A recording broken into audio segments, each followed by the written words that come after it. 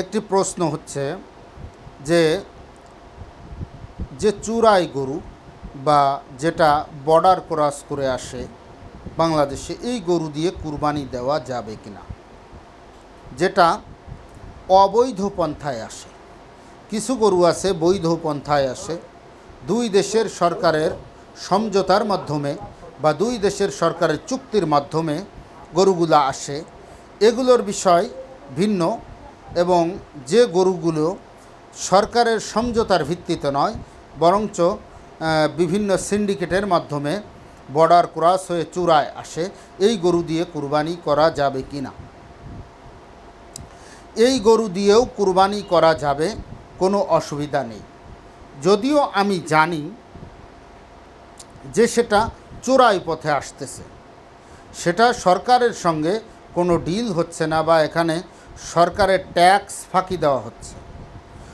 সরকারের ট্যাক্স ফাঁকি দিচ্ছে, সরকারের ট্যাক্স ফাঁকি দিয়ে যে গরুটা আসতেছে ওটাকে অবশ্যই কুরবানি দেওয়া যাবে, কারণ ওটাকে তো আমি ক্রয় করেই নিচ্ছি। সরকার হয়তো আনতেছে না, সেটা বর্ডারের মাধ্যমে, বর্ডারে কোনো সিন্ডিকেটের মাধ্যমে আসতেছে। এই গরু দিয়ে অবশ্যই কুরবানি দেওয়া যাবে। এরকম কোনো এরকম কোনো নিয়ম নাই যে এটা চূড়ায় আসতেছে বলে এটাকে কুরবানি দেওয়া যাবে না বা কুরবানি হবে না।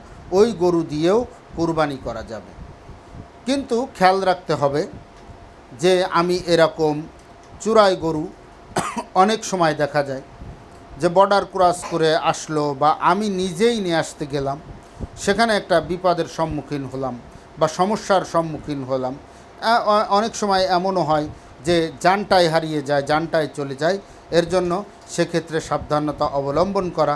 আরেকটা কথা হলো, এই ক্রয় করা গরু দিয়ে ছাড়া যদি নিজের বাড়িতে কিছুদিন পুষে হলেও ওই প্রাণীটাকে কুরবানি দেওয়া যায়, তাহলে ওটা অন্তর থেকে কুরবানি হয় এবং ওই পশুর প্রতি একটা মায়া এসে যায়।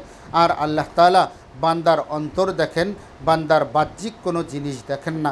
বান্দার অন্তরে কেমন কুরবানি, পশু কুরবানি দেওয়াটা শুধু কিন্তু পশুর গলায় ছুরি চালানো নয়, আমাদের নফসের তাড়না বা আমাদের যে গুনাহের স্পৃহা, এর কুরবানি করা, এর থেকে ফিরে আসা, এটাই হলো আসল কুরবানি।